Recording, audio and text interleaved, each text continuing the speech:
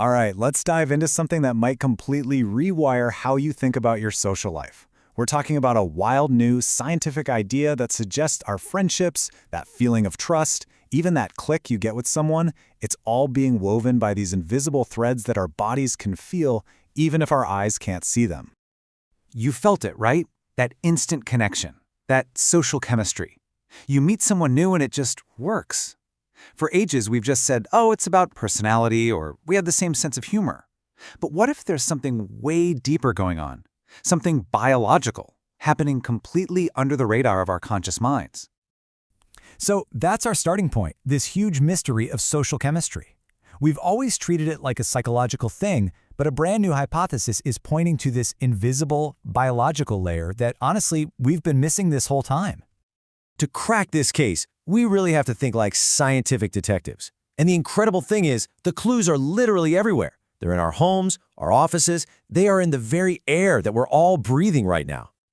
So, part one, let's start gathering those clues. We're going to look at 4 different areas of science that might seem totally unrelated at first, but trust me, each one is a thread, and when we start weaving them together, the picture that emerges is just astonishing.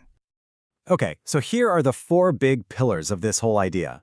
First, and this is a weird one, people who are close, friends, family, partners, they literally share communities of microbes. Second, our bodies release these tiny chemical signals that create a unique scent signature, and that scent influences who we trust. Third, get this, our immune system can actually gear up for a threat before we even touch anything. And finally, our internal body clock, our circadian rhythm, is like the gatekeeper for all of this, controlling when and how our bodies react. And this isn't just a theory. A huge study in 2022 dropped this bombshell. People with similar body odors were way more likely to have that click and become instant friends. Just think about that for a second. Before you've even really talked, your bodies are already having a chemical conversation, checking for compatibility. It's social chemistry, made literal. So where do these scents even come from? Well, mostly from our personal microbiomes. And the sharing process is unbelievably fast. Research shows it takes just 24 hours, one day, for a new room or an office to completely adopt the unique microbial fingerprint of the people in it. We are constantly painting the spaces we live in with our own invisible biological signature. So we've got our clues, right? We have shared microbes, these powerful scent signals, our immune systems on high alert, and our internal clocks timing everything. So now for part 2, the big reveal. Let's see how this all weaves together into a breathtaking theory called the Microbial Loom. This is the absolute core of it, the microbial loom. The idea is that we are all in this constant, silent exchange of microbes and their chemical signals. As we move through a space, an office, a home, our movements act like a shuttle on a loom, weaving these invisible signals into a complex fabric.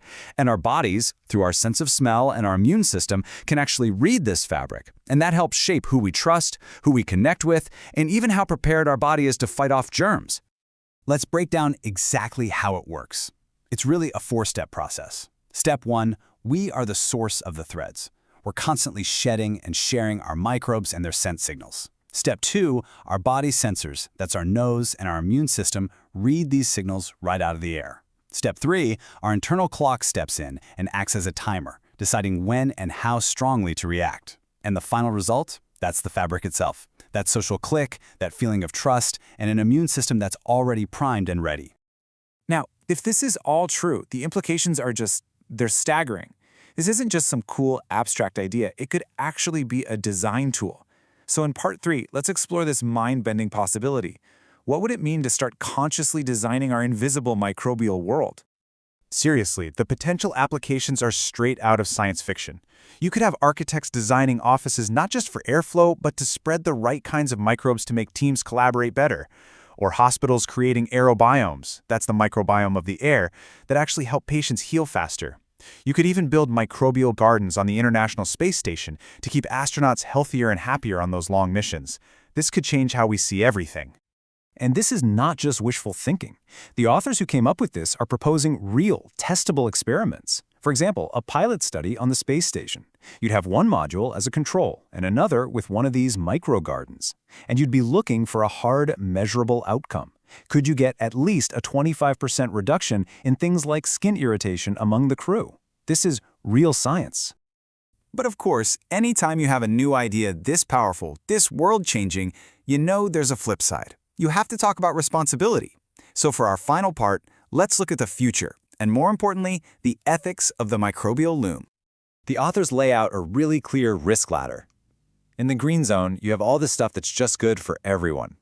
Improving our shared spaces with better ventilation, maybe using certain building materials, or just adding more plants indoors. Then you have the yellow zone. This is for careful scientific research, like analyzing those scent profiles from the air. But, and this is key, only with the full informed consent of everyone involved. And then you have the red zone, the absolute no-go forbidden territory. The authors are crystal clear about this. This knowledge can never, ever be used to screen or discriminate against people. Using someone's scent profile to decide if they get a job, a loan, or even a date, that is the ethical line in the sand that we cannot cross. So this leaves us with one last massive question to think about. If this invisible world that shapes our connections can be designed, who gets to be the designer? Who decides what a good collaborative office smells like or what a healthy public space feels like on this invisible level? It's a huge question and one we're all going to have to grapple with as this incredible new science unfolds. Thanks so much for joining me.